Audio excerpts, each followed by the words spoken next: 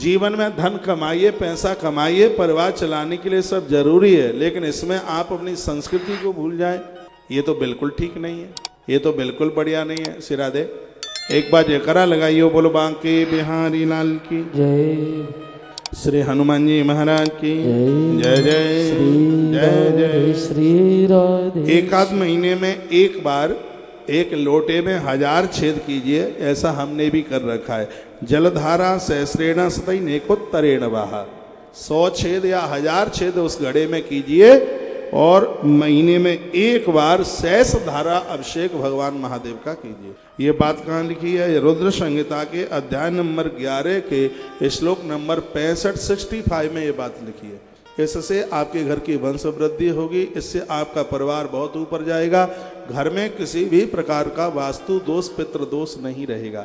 इतने अच्छे अच्छे घरों को मकानों को तोड़ने में लगे हैं, कुछ भी तोड़ने की जरूरत नहीं है। जहाँ रसोई बन गई है बन जाने दीजिए, जहाँ बाथरूम बन गया है बन जाने दीजिए, कुछ भी हटाने तोड़ने की जरूरत नहीं है। थोड़ा सा परिवर्तन कर लीजिए, वो ये सबके घर में तुलसी की पूजा हो और सबके घर में भगवान महादेव बैठे हों। शंकर के ऊपर 1000 धारा से अभिषेक करने पर घर में किसी भी प्रकार का वास्तु और पितृ दोष नहीं रहता। ऐसा श्री शिव महापुराण के अध्याय नंबर 11 रुद्र संहिता के श्लोक नंबर 65 में इस बात की जिक्र की गई है, जो मैं आपके बीच में बोल रहा हूँ। जलधारा सहस्रेण सतैनेकोत्तरेण वहा कर्तव्या वेद मार्गेण नाम विर्वाथवा। वेद के मंत्र आते हैं तो वो बोलिए, कुछ नहीं आता तो रुद्राष्टक तो आता है, और कुछ नहीं आता तो ओम नमः शिवाय तो आता है। याद रखना, यदि गुरुदेव के मुख से मंत्र सुना है तो आप ओम नमः शिवाय बोल पाएंगे। यदि किसी गुरु के मुख से मंत्र नहीं सुना तो ओम लगाने का बिल्कुल अधिकार नहीं है, फिर तो आप सिर्फ नमः शिवाय ही उच्चारण कर पाएंगे। ऐसा भी शिव महापुराण के अंतर्गत ही वर्णन किया गया है। समझ में आ रहा है कि हम यूँ ऐसे ही भागते जा रहे हैं, चलते जा रहे हैं? कोशिश तो यही की जा रही है एक एक बात आपकी समझ में आ जाए।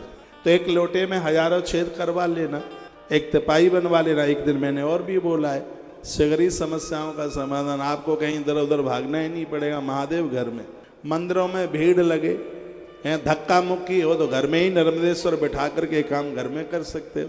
हाँ, हम लोगों को मंदिर में दर्शन करने से जितना पुण्य प्राप्त होगा, आपको घर में ही भगवान का दर्शन करने से उतने फल की प्राप्ति हो जाएगी। आपके लिए तो इतनी छूट है, आपके लिए तो कंसेशन ही कंसेशन है। हम जैसे लोग 21 घंटा भजन करेंगे तब उद्धार होगा, और आप 3 घंटा भजन कर लोगे तो आत्म उद्धार आत्म कल्याण हो जाएगा। इतनी बड़ी छूट, डिस्काउंट भगवान के दरबार में आप गृहस्थ लोगों के लिए, और इतना बड़ा डिस्काउंट भी आपको भुनाया नहीं जा रहा है। कान के ऊपर जूं ही रेंग रही है। अभी तो आप युवा हैं, पता नहीं लग रहा है, लेकिन जब बूढ़े होंगे, जब कोई नहीं सुनेगा, और आने वाला समय तो बड़े खतरे में भरा हुआ है। भगवान करे कि ऐसा ना हो, बूढ़ों का कोई मुंह नहीं देखेगा। विदेश में इंजेक्शन लगा दिया जाता है, बूढ़ों को सुहाली दम तोड़ देते हैं, कोई सेवा तो करता नहीं है वहाँ पर। इंजेक्शन लगवा, मर गए, खत्म हो गए। लेकिन हमारे भारत की ऐसी संस्कृति है, भगवान करे जिंदगी बनी रहे।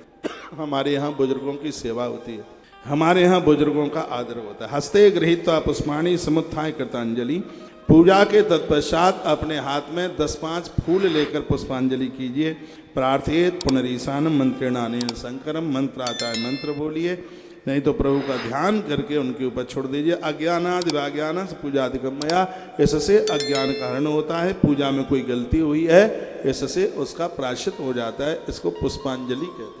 आप भगवान को 56 भोग भी लगा दें, उससे भी ज़्यादा महत्व तो भगवान को फूल चढ़ाने का है, क्योंकि पुष्प में लक्ष्मी का वास है। पुष्प धरती माता का हृदय है।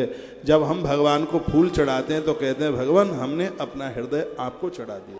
संस्कृत में पुष्प को सुमन कहते हैं। सुमन का अर्थ निकाला जाए, जो पवित्र मन है, निर्मल मन है, उसको सुमन कहते हैं। और आप भगवान को जब फूल चढ़ाते हैं तब ये दावा किया जाता है भगवान हमने अपना निर्मल मन आपको समर्पित कर दिया।